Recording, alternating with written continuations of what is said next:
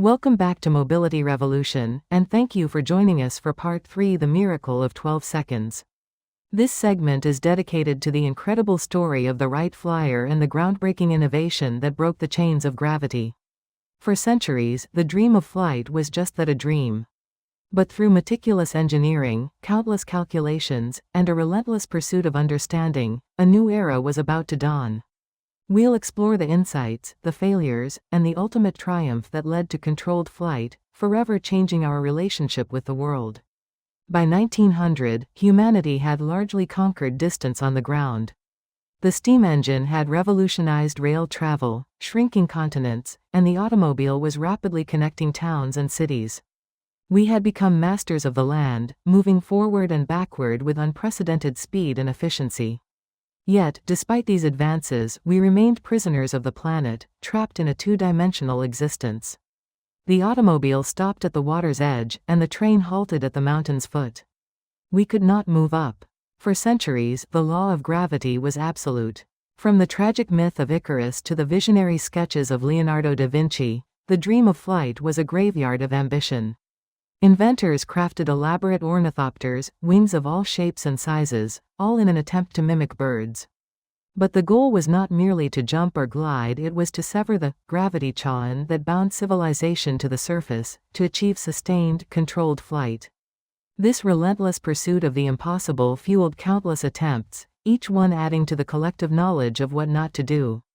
The prevailing scientific consensus, led by figures like Smithsonian Secretary Samuel Langley, subscribed to what we now call the brute force fallacy. Their belief was simple: flight was a math equation. More power equals lift. With massive government funding and high-powered engines, they sought to achieve flight through sheer force.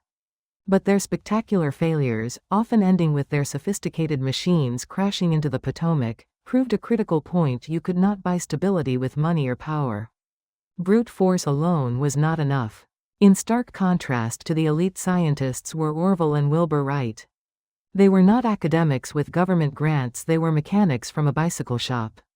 And it was their daily work with bicycles that taught them a counterintuitive truth about flight: unstable equilibrium.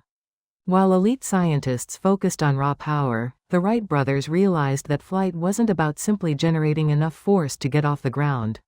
It was about constant, subtle balance and control, much like riding a bicycle.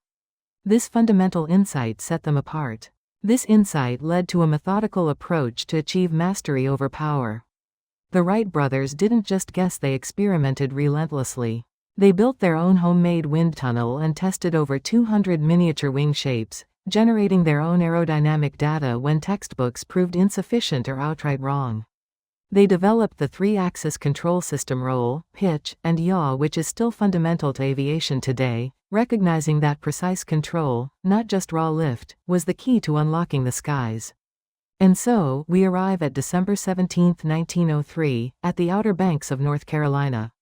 It was a freezing winter day, with biting headwinds that made life miserable for anyone standing exposed.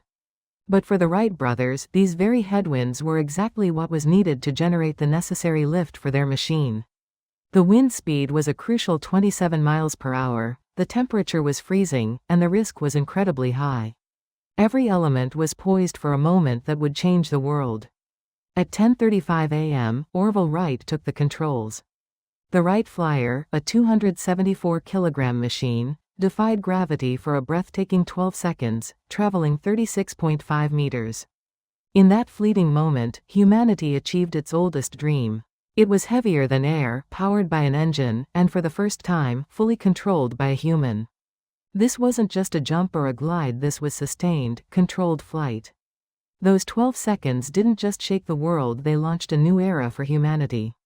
In terms of raw distance, that entire first flight was incredibly humble, shorter even than the wingspan of a modern jumbo jet like the Boeing 747.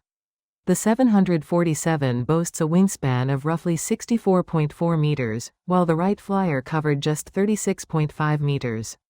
But the significance was never about the distance. It was the irrefutable proof of concept, the fundamental difference between a glider falling through the air and a machine actively, controllably flying. It was the moment that physics was bent to human will. Initially, the Wright brothers' achievement was met with widespread public skepticism and often labeled as a hoax by the press. They were dismissed as lying mechanics. But within a decade, the truth of their invention became undeniable. The key insight that dramatically accelerated its development, tragically, was World War I. The conflict stripped the airplane of its innocence, transforming a fragile experiment into the dominant machine of the modern age, proving its utility and forever altering warfare and transportation. The airplane didn't just move people, it fundamentally deleted geography. Physical barriers that had defined human civilization for millennia simply evaporated. The mighty Alps, once a formidable wall stopping trains and requiring arduous journeys, became just a scenic view from above. The vast Pacific Ocean, once a months-long voyage fraught with peril, was transformed into little more than a movie marathon and a nap. The world became smaller, more accessible, and profoundly interconnected. With the physical distance vanishing, it was replaced by a new organizing principle: time zones. The airplane created what we can call the one-day world. Now, capital, culture, and people themselves could mix at the speed of sound. You could have breakfast in New York and dinner in London, traversing continents within the span of a single day.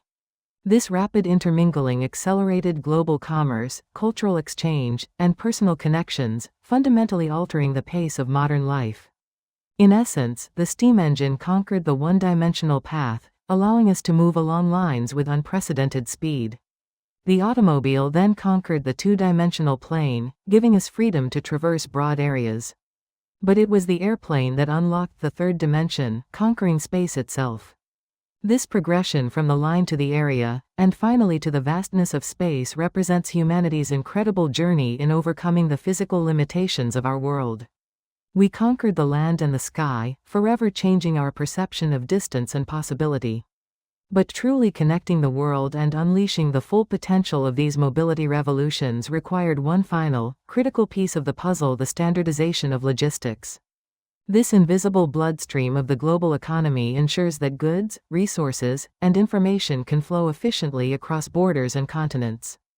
Join us next for Mobility Revolution Part 4, where we will delve into the profound impact of the standardization of logistics.